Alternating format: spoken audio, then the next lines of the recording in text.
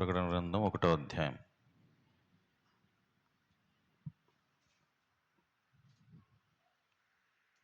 ప్రకటన గ్రంథం 1వ అధ్యాయం.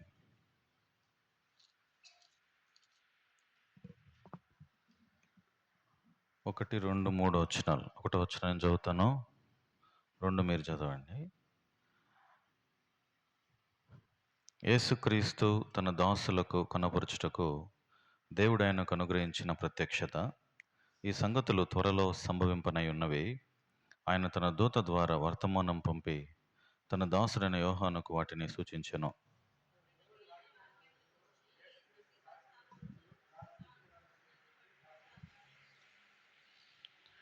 ఈ వచనం అందరం చదువుదాం. సమయం సమీపించినది కనుక ఈ ప్రవచన వాక్యములు చదువువాడును వాటిని విని ఇందులో వ్రాయబడిన సంగతులను గైకొనువారును ధన్యులు. ప్రభు సాయం నిమిత్తం చిన్న ప్రార్థన చేస్తాం. పరిశుద్ధుడైన తండ్రి, చదువుకున్న లేఖన భాగం మాకు అర్థం అన్నట్లు సహాయపడము. ప్రకటన గ్రంథంలో ఉన్నటువంటి సత్యాలు మేము నేర్చుకొని చివరి దినాల్లో మేము ఎలా బ్రతకాలో, మేము ఎలా నడుచుకోవాలో మీ ఆత్మ ద్వారా మీరు మాకు నేర్పించమని, మా ఆత్మీయమైనటువంటి జీవితాన్ని పెంపొందింపచేయమని, మా విశ్వాసాన్ని అభివృద్ధిపరచమని, మేము దినదినము నీ స్వరూపంలో మేము మారటానికి కృప దయచేయమని ప్రార్థన చేస్తున్నాం. వచ్చిన ప్రియులందరినీ బట్టి వందనాలు. నీ సిలువ చాటును మరుగు చేసుకుని నడిపించి కృప చూపించమని వందనములు చెల్లిస్తూ యేసుక్రీస్తు ప్రభు నామమున ప్రార్థించి స్తుతించి అడిగి వేడుకుంటున్నాం తండ్రి, ఆమెన్. అందరు ప్రైజ్లాడమా. 1వ వచనము యోహాను రాసిన ప్రకటన గ్రంథం 1వ అధ్యాయము 1వ వచనం అందరం కలిసి చూద్దాం. యోహాను రాసిన ప్రకటన గ్రంథం 1వ అధ్యాయం 1వ వచనం. యేసుక్రీస్తు తన దాసులకు కనపరచుటకు దేవుడాయనకు అనుగ్రహించిన ప్రత్యక్షత. ఈ సంగతులు త్వరలో సంభవింపనై ఉన్నవి. ఆయన తన దూత ద్వారా వర్తమానం పంపి తన దాసుడైన యోహానుకు వాటిని సూచించెను. చదువుకున్నటువంటి లేఖన భాగం ప్రభు మన కొరకై ఆశీర్వదించునుగాక. ప్రకటన గ్రంథము ఇది ప్రకటించవలసినటువంటి గ్రంథం. యేసుక్రీస్తు ప్రభు యొక్క శిష్యుడు యోహాను ఆయనకు ఈ ప్రత్యక్షత చూపించాడు. ఈ ప్రకటన గ్రంథములో ఉన్నటువంటి సంగతులు రాబోయేటటువంటి కాలములో ఏమైతే సంభవింపనై ఉన్నావో, ఏవైతే జరుగుతాయో అవన్నీ ఈ గ్రంథములో లిఖితములైనాయి. ఈ గ్రంథము లేకపోతే, ఒకవేళ ప్రకటన గ్రంథము లేకపోతే మనకు ఆధారాలు దొరకవు. రాబోయే కాలములో, ఫ్యూచర్లో, భవిష్యత్తులో ఏం జరగబోతా ఉంది అనే విషయాలు మనకు తెలియవు. అయితే దేవుడు వాటిని మనకు వివరించి చూపించాడు. ఇది దాచవలసినటువంటి గ్రంథం కాదు, ఇది ప్రకటించవలసినటువంటి గ్రంథం. ఇది రాసినటువంటి వారు ఎవరంటే, ఎవరు రాసింది? యోహాను రాశాడు. ఎక్కడ రాశాడు ఆయన అంటే, అప్పుడు రోమా చక్రవర్తి ఒక ఆయన, డొమినిషన్ చక్రవర్తి అని ఒక ఆయన ఉన్నాడు. ఆయన క్రైస్తవులను చాలా హింసించేవాడు. ఎక్కడ క్రైస్తవులు కనబడతారో అక్కడ వాళ్ళందరినీ తీసుకెళ్ళిపోయి చాలా రకరకాలుగా హింసించి చంపేవాడు.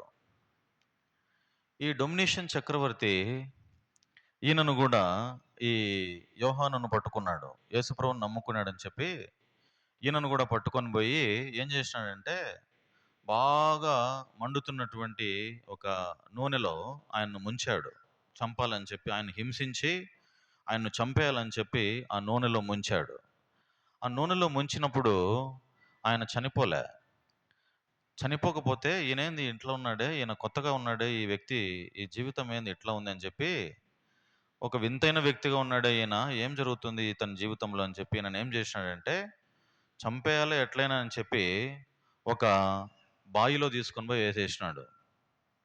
ఆ బావిలో విషపురుగులు, పాములు, తేళ్ళు, జర్రులు, ఏంటంటే అవి విషపురుగులు.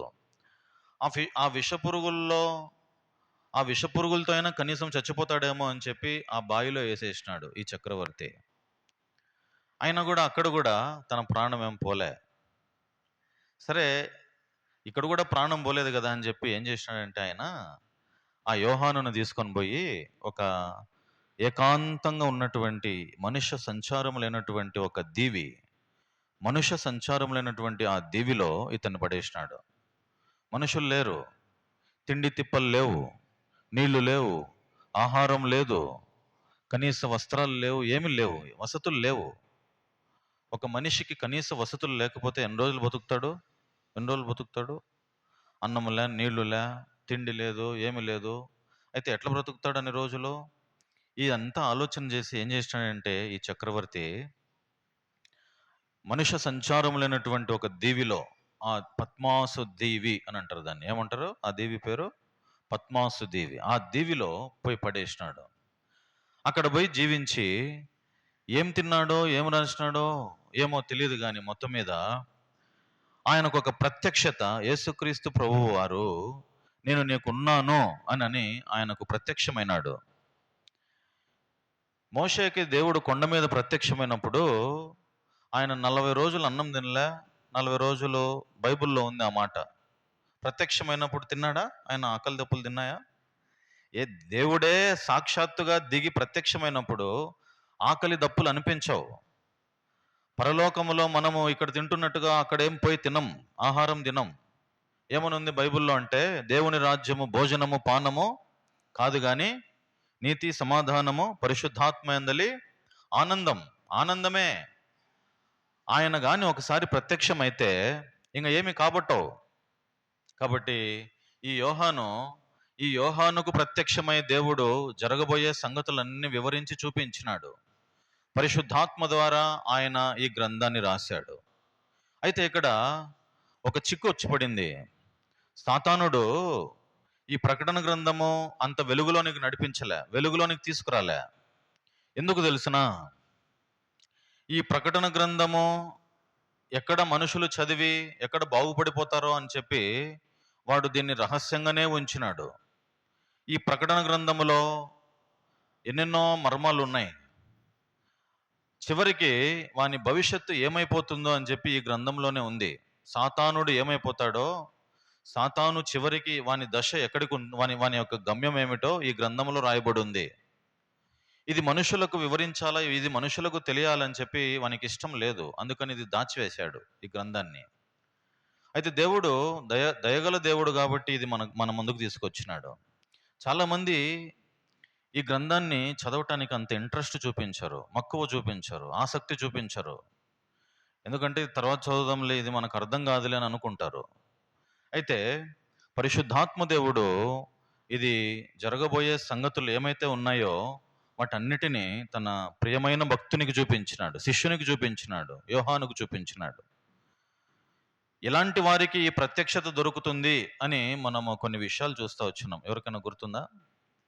ఎలాంటి వారు మాత్రం దేవుణ్ణి చూస్తారో, ఎలాంటి వారికి మాత్రమే జరగబోయే సంగతులు దేవుడు చూపిస్తాడు అని నేను కొన్ని విషయాలు చెప్పాను. ఎవరికైనా గుర్తుందా? జస్ట్ తొందరగా చూద్దాం. చూడండి, సామెతల గ్రంథం 8వ అధ్యాయం 17వ వచనం. సామెతల గ్రంథం 8వ అధ్యాయము 17వ వచనం చదవండి ఎవరన్నా.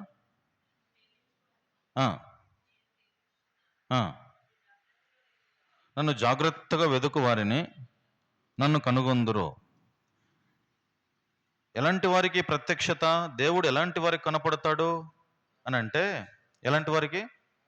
జాగ్రత్తగా వెదికే వారికి, క్షుణ్ణంగా పరిశీలన చేసేవారికి, పూర్ణ హృదయముతో, పూర్ణ ఆత్మతో, పూర్ణ మనస్సుతో మనసు పెట్టి వెతికిన వారికి.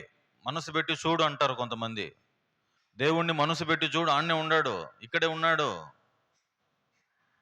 మనసు పెట్టి చూడు, నీ ఆత్మతో చూడు, శరీరంతో కాదు చూడాల్సింది, నీ ఆత్మలో, ఆత్మ నేత్రాలతో చూడు.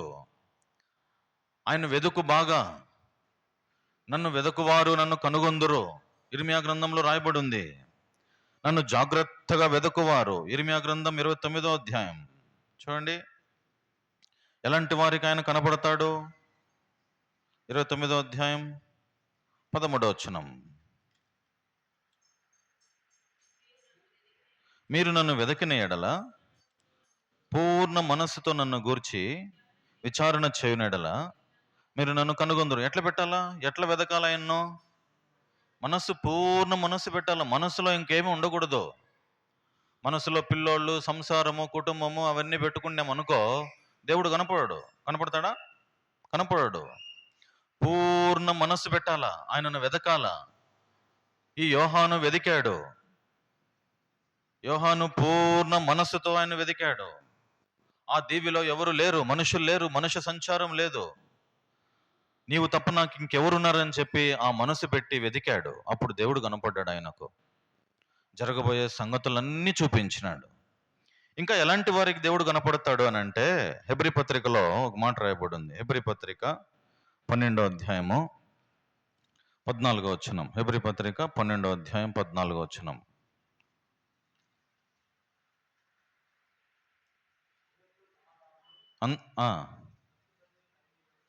పరిశుద్ధత కలిగి ఉండుటకు ప్రయత్నించుడి.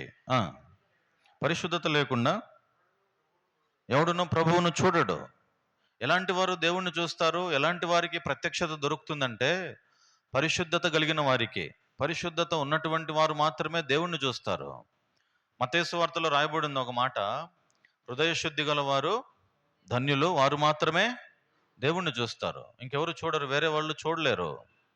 కాబట్టి పరిశుద్ధత చాలా అవసరం. ఆయన జాగ్రత్తగా వెతికినటువంటి వారికి ఆయన కనపడతాడు.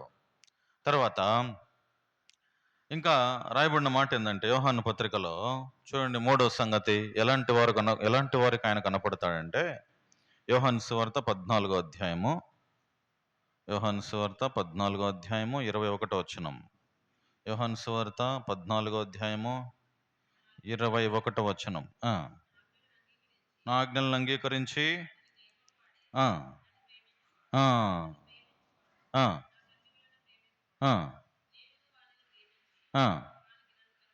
నన్ను కనుపరుచుకొందును. ఎవరికి కనుపరుచుకుంటాడు ఆయన? నన్ను ప్రేమించేవాడు నన్ను చూస్తాడు. నన్ను ప్రేమించాలా? ఎవరిని ప్రేమించాలా? దేవుణ్ణి ప్రేమించాలా. దేవుణ్ణి ప్రేమించే వారికి దేవుడు కనపడతాడంట. మగ్దలేనే మరియ ప్రేమ ఎట్లాంటిదంటే మామూలు ప్రేమ కాదు.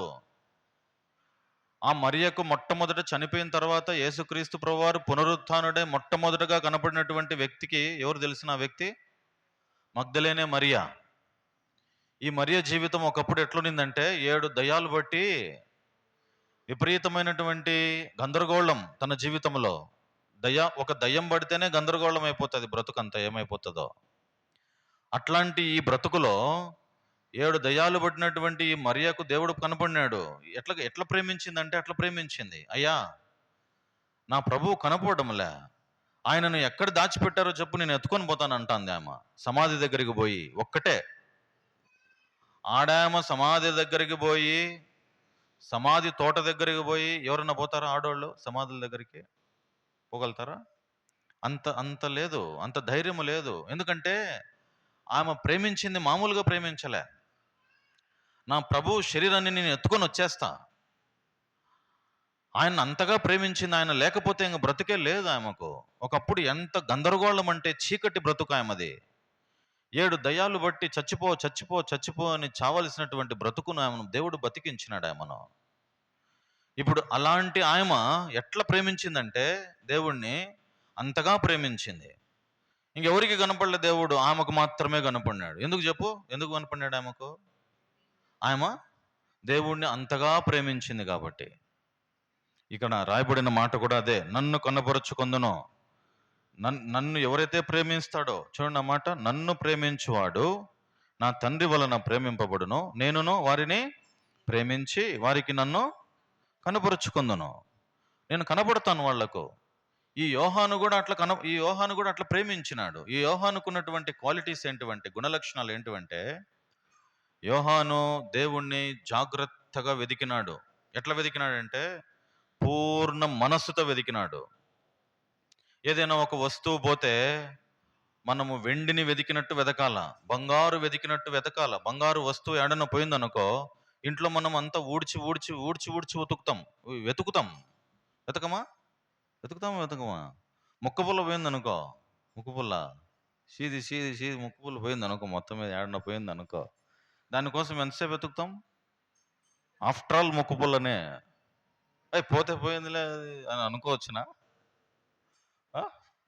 దాన్ని ఎంతసేపు వెతికి అది పోయింది, అది అది అది దొరికేంత వరకు నిద్ర పట్టదు, అంతే కదా? కాబట్టి దేవుడు కనపడేంత వరకు నిద్ర రాకూడదు. పూర్ణ మనస్సుతో కొంతమంది దీక్ష చేస్తారు, పట్టుదలతో. ఎట్లా దీక్ష చేస్తారు తెలిసిన? హిమాలయాల్లోకి వెళ్ళిపోయి ఋషుల్లా కూర్చుంటారు. ఇంకా కింద నుంచి చెదులు పట్టిపోయినా కూడా, పాములు వచ్చినా, ఏమొచ్చినా, తుఫాన్లు వచ్చినా, గాలి వచ్చినా, దేవుడు కనపడేంత వరకు నేను ఇక్కడే కూర్చుంటానని చెప్పి అన్నము ఆహారం అంతా మానేస్తారు. వాళ్ళకి ఎట్లాంటి దీక్ష? ఎలాంటి దీక్ష? ఎలాంటి ఆ సంకల్పం చూడనండి. ఆ ఆత్మలో దేవుణ్ణి చూడాలనేటటువంటి కోరిక. ఈ యోహాను ఆ పద్మాసు ద్వీపంలో ఒకడే ఉన్నాడు, కనపడ్డాడు, తనకు కనపరుచుకున్నాడు.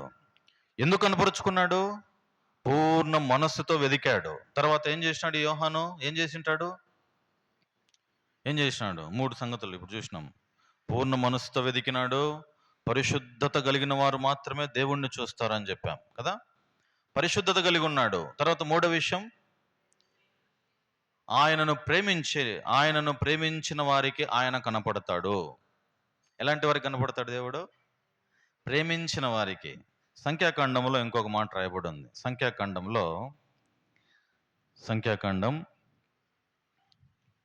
12వ అధ్యాయం 7-8 వచనాలు. సంఖ్యాకాండం 12వ అధ్యాయం 7-8 వచనాలు. అతడు నా ఇల్లంతటిలో నమ్మకమైన వాడు, దర్శనమిచ్చి ముఖాముఖిగా నేను అతని దర్శనంతో కనపడతాను నేను ఆయనకు. ఎందుకో 7వ వచనంలో ఉంది, నా ఇల్లంతటిలో నమ్మకమైన వాడు. దేవుని ఇల్లంతటిలో నమ్మకమైనటువంటి వ్యక్తి ఎవరు? మోషేకు దర్శనం వచ్చింది. మోషేకి ముఖాముఖిగా దేవుడు దర్శనంలో మాట్లాడుతున్నాడు. ఎలాంటి వాడు మోషే? బైబిల్లో ఏమని రాయబడి ఉంది? దేవుడే సాక్ష్యం ఇచ్చినాడు. ఏమని? నమ్మకమైన వాడు. నా ఇల్లంతటిలో నమ్మకంగా నువ్వు ఉన్నావనుకో, చూడండి, నువ్వు ఎక్కడైనా కానీ నమ్మకంగా ఉంటే దేవుడు నీకు తప్పకుండా కనపడతాడు. ఆయనను నమ్మకముతో నువ్వు విశ్వాసము కలిగి, నీవు తప్ప నాకు ఇంకా ఎవరు లేరని నువ్వు ఆయన మీద ఆధారపడితే ఆయన నీకు కనపడతాడు, తప్పకుండా కనపడతాడు. దర్శనములో మోషే కనపడినాడు, ముఖాముఖిగా మాట్లాడుతున్నాడు. తర్వాత చివరిగా యెషయా గ్రంథంలో ఎలాంటి వారికి దేవుడు కనపడతాడు అని అంటే, యెషయా గ్రంథం చూడండి, యెషయా గ్రంథం 57వ అధ్యాయం. యెషయా గ్రంథం 57వ అధ్యాయం 15వ వచనం. యెషయా గ్రంథం 57వ అధ్యాయం 15వ వచనం.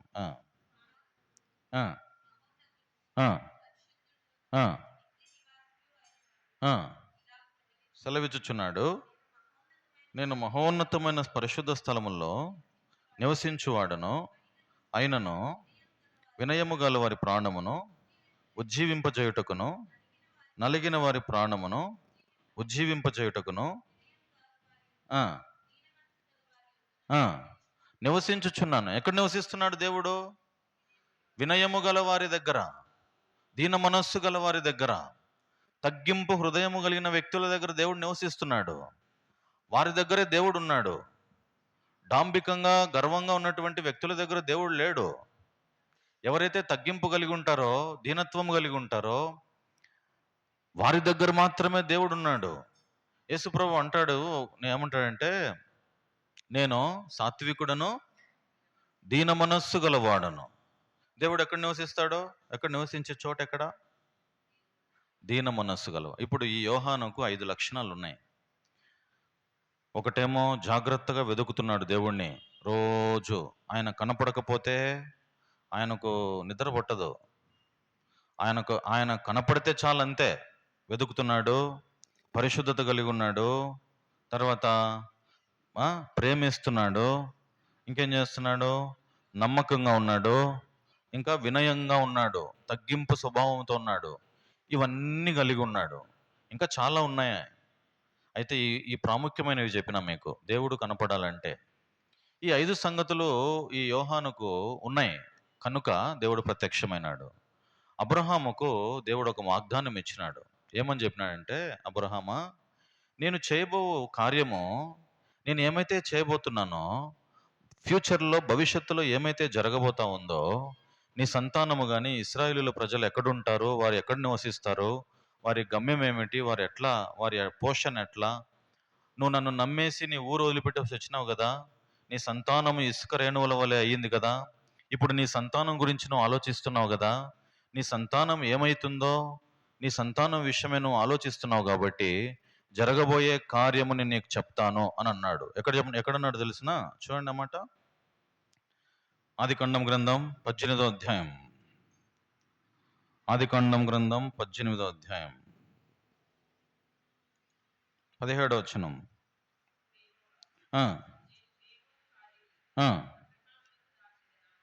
అబ్రహామునకు దాచెదన అంటే అబ్రహాము దేవుని నమ్మినాడు. అబ్రహాము దేవుని నమ్మెను, అది అతనికి నీతిగా ఎంచబడెను. He's the father of nations. Faith, విశ్వాసులకు తండ్రి అని రాయబడింది ఆయన. విశ్వాస వీరుల జాబితాలో అబ్రహాముదే ఫస్ట్. ఎవరు ఈ అబ్రహాముకున్నటువంటి విశ్వాసం ఎవరికి ఉండదు అనుకుంటా నాకు తెలిసి. అంత విశ్వాసము. అతడు దేవుని నమ్మెను. నువ్వు నన్ను నమ్ముకున్నావు, నేను నీకేమన్నా దాచిపెడతానా అబ్రహామా? ఏమ్మా, నువ్వు నన్ను నమ్ముకున్నావు, నేను నీకేమన్నా దాచిపెడతానా? దేవుడు చెప్పే ప్రశ్న. నువ్వు దేవుణ్ణి పూర్తిగా దేవుని మీద ఆధారపడితే దేవుడు నీకేమైనా దాచిపెడతాడా? ఎప్పుడు దాచిపెట్టాడు. ఏ విషయంలో కూడా దాచిపెట్టాడు.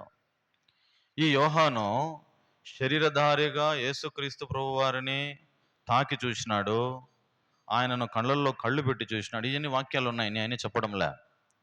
ఆయన శరీరధారిగా ఉన్నప్పుడు చూసినాడు, ఆయన చనిపోయినప్పుడు చూసినాడు, ఆయన పునరుత్థానుడై తిరిగి లేచినప్పుడు చూసినాడు, ఆయనకు ప్రత్యక్షమైనాడు. మళ్ళీ ఈ యోహానుకు అన్ని విధాలుగా చూస్తూ వచ్చినాడు. ఇప్పుడు ఇట్లాంటి యోహానుకు జరగబోయే కార్యాలు ఏమైనా దాచిపెడతాడా దేవుడు? ప్రకటనలో జరగబోయే కార్యాలన్నీ దేవుడు వివరంగా చూపించినాడు. ఇప్పుడు ఈ 1వ అధ్యాయం 1వ వచనం మళ్ళీ ఇంకొకసారి చదువుదాం. చూడండి, ప్రకటన గ్రంథం 1వ అధ్యాయం 1వ వచనం చదవండి ఎవరన్నా. ప్రకటన గ్రంథం 1వ అధ్యాయము 1వ వచనం.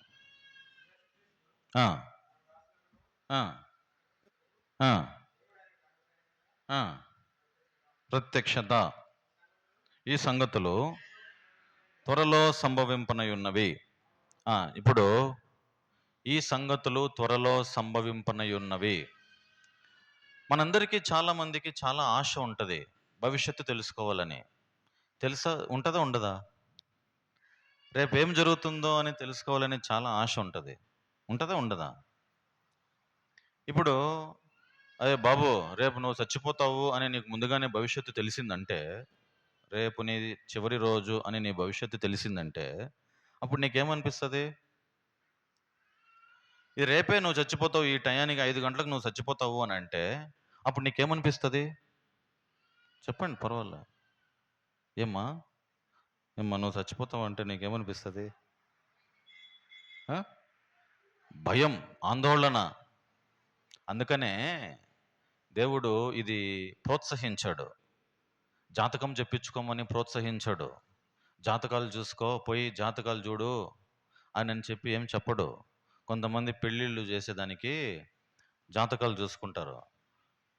ఈ పాప నాకు నచ్చుతుందా, ఈ నక్షత్రము నాకు నచ్చుతుందా, ఈ నక్షత్రము నా నక్షత్రము ఆ నక్షత్రం సరిపోతుందా, ఇవన్నీ చూస్తారా చూడరా? ఇవన్నీ దేవునికి నచ్చవు.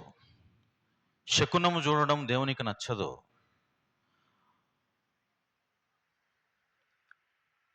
శకునం చెప్పించుకోవడం దేవుని దృష్టిలో పాపం. కొంతమంది వీధుల్లో తిరుగుతూ ఉంటారు, చిలక జోష్యం చెప్తామని వస్తారు. ఇంటింటికి వస్తారు. మీ ఇంటికి రాలే ఎవరు వస్తారు. ఇవి చెప్పించుకున్నా కూడా దేవుని దృష్టికి పాపమే. ఒకడు ఒక పూజారి దగ్గర పోయినాడు.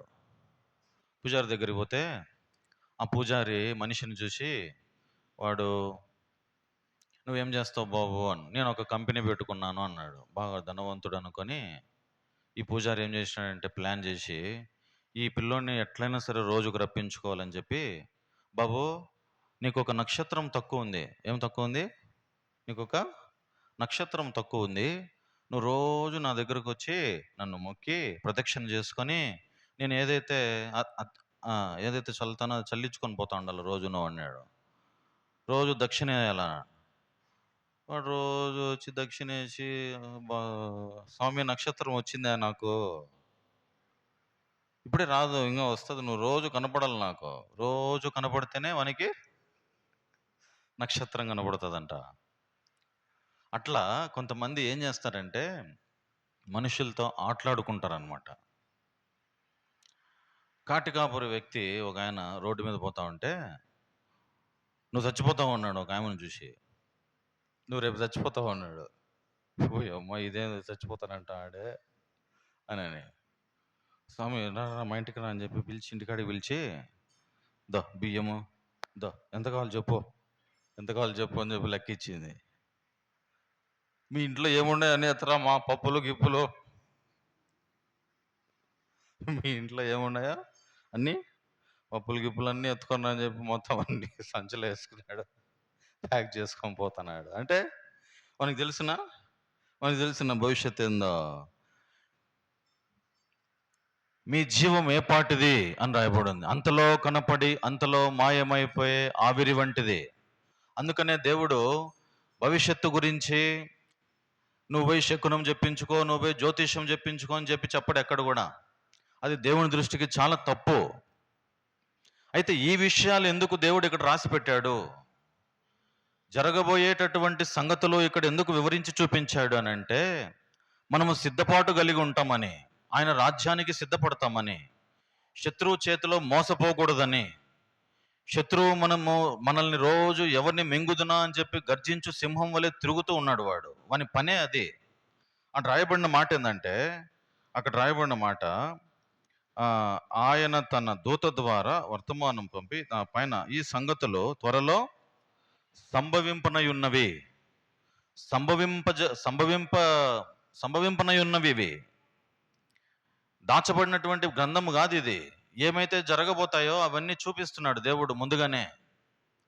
రాబోయే కాలములో దేవుడు శత్రువు ఇట్లా మోసం చేస్తాడు, నువ్వు జాగ్రత్తగా ఉండు, నువ్వు సిద్ధపడు, ఇతరులను సిద్ధపరచు. అందుకోసమే ఈ గ్రంథం, అందుకోసమే ఈ ప్రకటన గ్రంథం నేను ముందర ఉంచాను. నేను దేవునికి ఒక ప్రణాళిక ఉంది, నీ మీద నా మీద ఒక ప్రణాళిక ఉంది, ఒక భవిష్యత్తులో ప్రణాళిక. ఇప్పుడు చాలా మంది మనందరం లెక్కలు కట్టుకుంటాం. నేను ఒక 30 సంవత్సరాల తర్వాత ఒక ఇల్లు కట్టుకోవాలా, ఒక మంచి ఇల్లు కట్టుకోవాలా, ఒక కారు కొనుక్కోవాలా, లేకపోతే ఒక మంచి సైట్ తీసుకోవాలా, ఒక మంచి ఉద్యోగంలో ఉండాలా, ఒక మంచి బండి కొనుక్కోవాలా అని చెప్పి చాలామందికి రకరకాల ఆశలు ఉంటాయి. ఈ చదువు చదవాలా, ఈ ఉద్యోగం చేయాలా, ఈ పలాని వ్యక్తిని వివాహం చేసుకోవాలా, పలాని ఇల్లు కట్టుకోవాలా, పలాని బండి తీసుకోవాలా, పలాని డబ్బులు సంపాదించుకోవాలా అని చెప్పి ప్రతి ఒక్కరికి మనసులో ఏముంటాయి? కొన్ని ఆలోచనలు ఉంటాయి, ఉండవా? కోరికలు ఉంటాయి. అయితే దేవునికి కూడా మన మీద ఒక కోరిక ఉంది. ఎట్లాంటివి అంటే తెలిసినవి, నీకు ఇన్నుంటే దేవునికి ఎన్నుంటాయంట? ఇన్నుంటాయంట. చదువుతారన్నమాట. కీర్తన గ్రంథం తీయండి. కీర్తన గ్రంథం 139 17, 18. కీర్తన గ్రంథం 139 17, 18 వచనాలు. దేవా, నీ తలంపులు నాకెంత ప్రియమైనవి, వాటి మొత్తం ఎంత గొప్పది. వాటిని లెక్కించదని అనుకుంటున్నా, అవి ఇసుక కంటేనో లెక్కకు ఎక్కువై ఉన్నవి. అబ్బా, ఏమి ఈ మాట? మీరు ఎప్పుడైనా ఆలోచన చేసినారా ఈ మాట? నీ మీద దేవునికి ఉన్న తలంపులు ఎట్లున్నాయంట? ఇప్పుడు పలాని వ్యక్తి మీద దేవునికి ఉన్న తలంపు ఎట్లా ఉందంట? ఇసుక కంటే ఎక్కువ. ఇప్పుడు నా బిడ్డను డాక్టర్ చేయాలా, నా బిడ్డను ఇంజనీర్ చేయాలా, నా బిడ్డను పలాని చదువు చదివించాలని మనం అనుకుంటాం. అనుకోమా? మరి దేవుడు ఎన్ని అనుకుంటున్నాడు నీ గురించి, నా గురించి? ఎన్ని? ఎన్నో అనుకుంటున్నాడు, లెక్కకు మించిన వెంట. నా బిడ్డ పలాని డ్రెస్ కట్టుకోవాలా, నా బిడ్డ పలాని వ్యక్తుల ముందర తలగా ఉండాలా, నా బిడ్డ ఎక్కడ కూడా పాపము చేయకూడదు, నా బిడ్డ ఎవరి దగ్గర కూడా ఒక మాట అనిపించుకోకూడదు. దేవునికి ఎన్ని ఉన్నాయి తెలిసినా? లెక్కలేనన్ని తలంపులు. కీర్తన 40 అధ్యాయంలో చూడండి, 5వ వచనం చదవండి ఎవరైనా. కీర్తన 45. యెహోవా నా దేవా, నీవు మా ఎడల జరిగించిన ఆశ్చర్యక్రియలను, మా ఎడల నీకున్న తలంపులు బహు విస్తారములు. ఎంతంట? ఎట్లంట? మా ఎడల నీకున్న తలంపులు బహు విస్తారములు. చూడండి, నీకే ఇన్ని కోరికలు ఉంటే దేవునికి నీ మీద ఎన్ని కోరికలు ఉండాలా? అవునా కాదా? నీ భవిష్యత్తు మీద నీకు అంత శ్రద్ధ ఉంటే దేవునికి ఇంకా ఎంతో శ్రద్ధ ఉంది నీ భవిష్యత్తు మీద.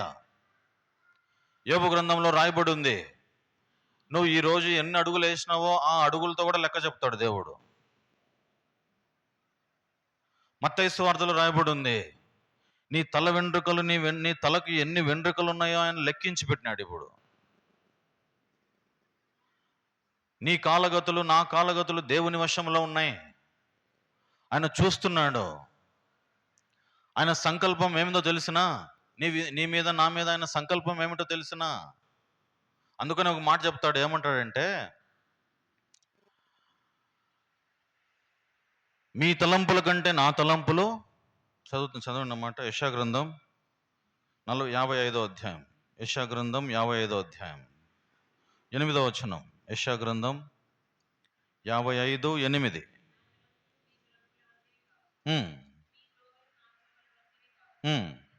ఇదే యెహోవా వాక్కు.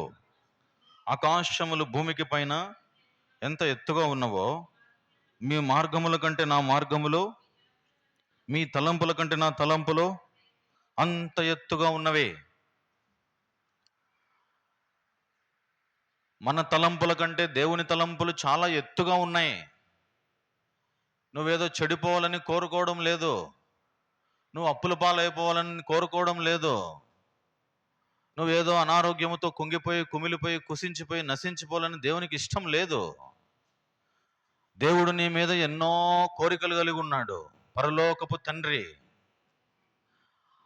ఆయనకున్నటువంటి తలంపులు నీ మీద, నా మీద, ఆయనకున్నటువంటి తలంపులు ఒకసారి ఆలోచిస్తే ఎంత ఆశ్చర్యమైనవో ఆ తలంపులు. దావీదు రాజు కాకముందు అడవిలో ట్రైనింగ్ ఇస్తున్నాడు, శిక్షణ ఇస్తున్నాడు దేవుడు. దావీదుకు తెలుసునా? రోజు గొర్రెల కాపరి దగ్గర పోతున్నాడు, గొర్రెలు కాచుకుంటున్నాడు. ఎవరికైనా తెలుసునా దావీదు రాజు అవుతాడని? దావీదుకు తెలిసిన పోని రాజు అవుతాడని? ఎక్కడ శిక్షణ ఇస్తున్నాడు? అడవిలో, ఎలుగుబంట్ల మధ్య, సింహాల మధ్య. అంతే కదా, ఆయన శిక్షణ ఎక్కడుంది? శిక్షణ దావీదుకు నువ్వు పలాని చోట, ఈ రోజు, ఈ సమయాన, ఈ గంటన, ఈ నిమిషాన్ని ఇక్కడ ఉండాలా అని చెప్పి దేవునికి ఒక నిర్ణయం, దేవుని తలంపు. కాబట్టి దేవుడు నిన్ను అంత ఆషామాషిగా వదిలే. నీ మీద దేవునికి ఉన్నటువంటి తలంపులు ఎంతో గొప్పవి. ఈరోజు రాత్రి ఇక్కడికి వచ్చినావు, ఈ మాట నేర్చుకొని పోవాలి ఇక్కడి నుంచి. ఆ మాట ఏందో ఇప్పుడు నేను మీకు చెప్తా. హృదయంలో భద్రపరుచుకోవాలి ఆ మాట ఏందో. ఇర్మియా గ్రంథం తీయండి. ఇర్మియా గ్రంథం 29వ అధ్యాయం 11వ వచనం.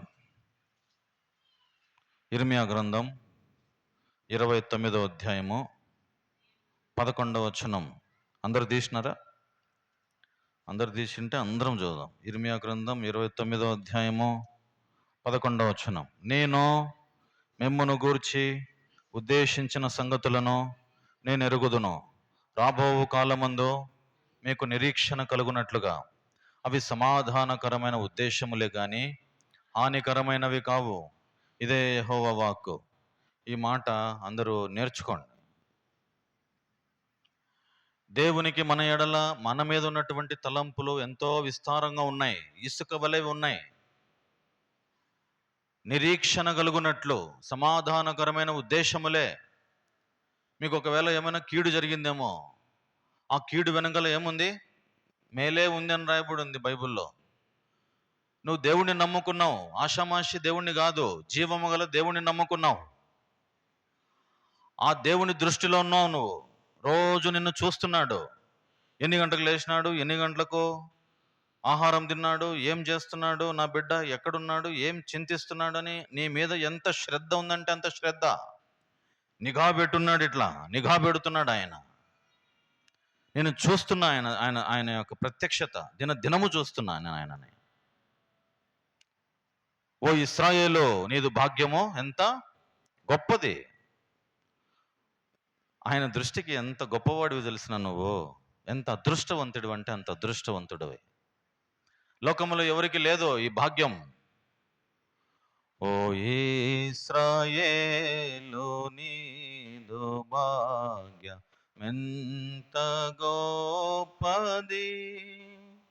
యెహోవా రక్షించిన నిన్ను పోలిన వాడు ఎవడు? నిన్ను పోలినవాడు ఎవడు? నువ్వెందుకు అంత డీలాగా ఉన్నావు? కుళ్ళిపోయి కుసించిపోయి నా బతుకు ఇంతేలే అని చెప్పి నువ్వు ఎందుకు బాధపడుతున్నావు? నీ గురించి దేవునికి తెలియదు అనుకుంటున్నావా? నీ పరిస్థితులు దేవునికి తెలియదు అనుకుంటున్నావా? సమయం అయిపోయింది. వచ్చే వారము దేవుని ప్రణాళిక ఏమిటో నేను మీకు చెప్తా. ఆయన ప్రణాళిక, ఆయన మన మీద పెట్టుకున్నటువంటి భవిష్యత్తు ఏమిటో, ఆయన ఏమి ఆలోచన చేస్తున్నాడు నీ విషయం, నా విషయం చెప్తాను. నువ్వంత సామాన్యంగా లేవు, ఆయన దృష్టిలో ఉన్నావు. ఆ దేవుని దృష్టిలో నిఘాలో ఉన్నావు నువ్వు. నీ చర్య, నువ్వు కూర్చుండుట, లేచుట, పడుకొనుట, ఊహించుట, ఆలోచించుట, చింతించుట సమస్తము ఎరిగినాడు. నువ్వు అనుకోవచ్చు, అరే నాకే ఎందుకు ఇట్లా జరుగుతూ ఉందని. చాలా బాధపడతా ఉండొచ్చు. నాకున్నంత అప్పులు ఇంకెవరికి లేవు, నాకున్నంత అనారోగ్యాలు ఇంకెవరికి లేవు. దాని వెనకల ఒక కారణం ఉంది. అన్ని మేలుకే, సమాధానకరమైన ఉద్దేశములే. అయితే నువ్వు ఒంటరిగా లేవు, గుర్తుపెట్టుకో, నువ్వు ఒంటరిగా లేవు. కాబట్టి దేవుని ప్రణాళిక నీ మీద, నా మీద ఎంతో గొప్పది. ఒక మంచి భవిష్యత్తు నీకు నాకు ఇవ్వాలని దేవుడు కోరిక. ఆయన ప్రణాళిక ఏమిటి అనేది, ఆయన నీ విషయమై నా విషయమై ఏం ఆలోచిస్తున్నాడు అనే విషయాలు వచ్చే వారం ప్రభు చిత్తమైతే మనం చూస్తాం. ఈరోజు మనం నేర్చుకున్న విషయాలు ఏంటంటే, ఆయన ప్రత్యక్షత ఎలాంటి వారు చూస్తారు, ఎలాంటి వారికి ప్రత్యక్షత కనబడుతుంది. యోహానుకు కనపడింది. జాగ్రత్తగా దేవుణ్ణి వెదికాడు. దేవుడే సాక్షాత్తుగా ప్రత్యక్షమైనాడు యోహానుకు. యోహాను, రాబోయే రోజుల్లో ఇవి జరగబోతున్నాయి. విశ్వాసులందరికీ, సంఘాలన్నిటికీ రాయి, ఈ పత్రిక రాయి, ఈ గ్రంథం రాసి వివరించు, చూపించు అని అన్నాడు. ఈ గ్రంథం మీరు ఇంటికి పోయి చదవండి. ఈ గ్రంథంలో 21 అధ్యాయాలు ఉన్నాయి. ఈ 21 అధ్యాయాల్లో సాతాను యొక్క భవిష్యత్తు కూడా ఇందులో ఉంది. వాడు ఏమైపోతాడో కూడా ఇందులో రాయబడి ఉంది. మన భవిష్యత్తు ఏమిటో, మనం ఎక్కడ ఉండబోతున్నామో, ఏమేమి జరగబోతున్నాయో అన్ని సంగతులన్నీ ఇక్కడ ఈ గ్రంథంలో రాయబడతా వచ్చినాయి. అయితే యోహానుకు దేవుడు ఈ ప్రత్యక్షత చూపించి ఈ విషయాలన్నీ రాసించాడు. ఎందుకు రాసించాడంటే, ఈ సంగతులన్నీ యుగాంతమందు మనకు దృష్టాంతములుగా రాయబడి ఉన్నాయని రాయబడి ఉంది. ఆ మాట రాయబడి ఉంది. యుగాంతమందు మనకు బుద్ధి కలుగుటకై. ఏం కలుగుటకై? బుద్ధి కలగడానికి. యుగాంతమందు ఈ యుగము సమాప్తమయ్యే ఈ దినాల్లో, చివరి దినాల్లో ఈ మాటలు మనకు లేకపోతే మనం బుద్ధి తెచ్చుకోలేం. దేవుని మీద భయం ఉండదు, శ్రద్ధ ఉండదు. అరే ఏమైపోతామో ఏమో, ఈ జీవితం ఏమైపోతుందో అనే ఒక నిరీక్షణ ఉండదు. ఈ గ్రంథము మనకు, ప్రతి క్రైస్తవునికి ఒక నిరీక్షణ ఇస్తుంది. ఏమిస్తుంది? ఆశ లేని వానికి ఆశ పుట్టిస్తుంది, నిరీక్షణ లేని వానికి నిరీక్షణ కలిగిస్తుంది.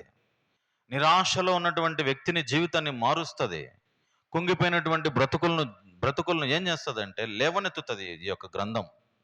కాబట్టి ఇంటికి పోయిన తర్వాత మీరందరూ ఏం చేస్తారంటే రోజు ఒక అధ్యాయం చదవండి. నేను ఎట్లయినా ఇక్కడ దేవుని యొక్క ఆత్మ ద్వారా సమయం మనకు అనుగ్రహించే కొలది మనం దాన్ని వివరించుకుంటూ వస్తాం. ఏమున్నాయి ఇందులో, ఏమున్నాయి అనే విషయాలు. కాబట్టి దయచేసి చివరి దినాల్లో మనం ఉంటున్నాం. అందుకని ఇక్కడ రాయబడిన మాట ఏంటంటే కాలము సమీపించింది, సమయము సమీపించింది అని రాయబడింది. 3వ వచనం చదవండి ఎవరన్నా. సమయము సమీపించినది గనుక ఈ ప్రవచన వాక్యములు చదువువాడును వాటిని విని ఇందులో వ్రాయబడిన సంగతులను గైకొనువాడును ధన్యులు. ధన్యులు. ప్రభు ఈ వాక్యం దీవించును గాక. ప్రార్థన చేసుకుందాం.